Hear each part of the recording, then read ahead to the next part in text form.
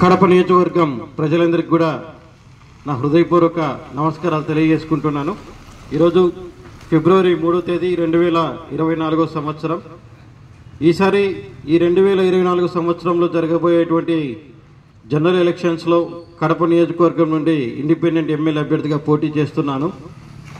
So అందులో భాగంగానే ఈరోజు దేవుని సాక్షిగా ప్రమాణం, మీరు నాకు దైవంతో సమానం అనేటువంటి ఒక గొప్ప కార్యక్రమాన్ని ఈరోజు కడప నగరంలో ఉన్నటువంటి మున్సిపల్ మైదానం వద్ద ప్రారంభించడం జరిగింది. ఈ యొక్క కార్యక్రమం యొక్క ముఖ్య ఉద్దేశం ప్రజల నుంచి వారి యొక్క సమస్యలను రాతపూర్వకంగా తీసుకొని వారందరికీ కూడా ప్రమాణ పత్రాన్ని కూడా ఇవ్వడం జరుగుతుంది. ఖచ్చితంగా ఎమ్మెల్యే అయిన వెంటనే మీ ఇంటి వద్దకే వచ్చి మీరు తెలియజేసినటువంటి ఆ సమస్యలను పరిష్కరించేదానికి శాయశక్తులారా కృషి చేస్తానని, కడప ఎమ్మెల్యేగా అవకాశం ఇచ్చి ఆశీర్వదించాలని రూపొందించినటువంటి ఆ ప్రమాణ పత్రాన్ని కూడా ఆ సమస్యలు తెలియజేసినటువంటి ప్రతి ఒక్కరికి కూడా ఇవ్వడం జరుగుతుంది.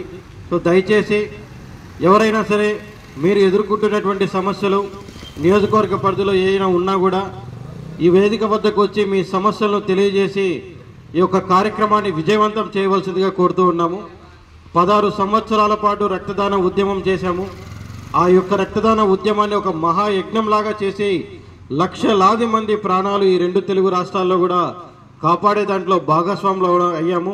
ఈరోజు బ్లడ్ టు లివ్ ఆర్గనైజేషన్ని స్థాపించి రక్తదానాన్ని ఒక ఉద్యమ రూపంలోకి మార్చి ఏ ఒక్క ప్రాణం కూడా రక్తం దొరక్క చనిపోకూడదు అనేటువంటి లక్ష్యంతో బాగా పనిచేశాము.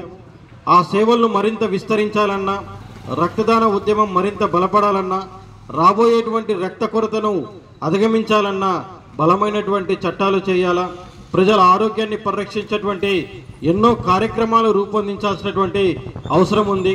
సో దానికోసమే ఒక వ్యక్తిగా ఈ 16 సంవత్సరాల పాటు నా రక్తాన్ని, ధనాన్ని, యవ్వనాన్ని, సమయాన్ని పూర్తి స్థాయిలో రక్తదాన ఉద్యమానికి కేటాయించి లక్షలాది మంది ప్రాణాలు కాపాడే దాంట్లో భాగస్వాములు అయ్యాను. సో ఆ సేవలను విస్తరించాలంటే చట్టసభలోకి అడుగు పెట్టాల్సినటువంటి అవసరం ఉంది మిత్రులారా. సో చాలా సమస్యలు తెలుసుకున్నాను, చాలామంది ఎదుర్కొన్నటువంటి ఇబ్బందులు కళ్ళతో చూశాను. సో ఏమి చేయాలన్నా కూడా ఆ సేవలు మరింత విస్తరించాలన్నా కూడా చట్టసభలో అడుగు పెట్టాలి, అదే ఏకైక మార్గం. దయచేసి కడప నియోజకవర్గ ప్రజలందరూ కూడా నా సేవలను గుర్తించండి.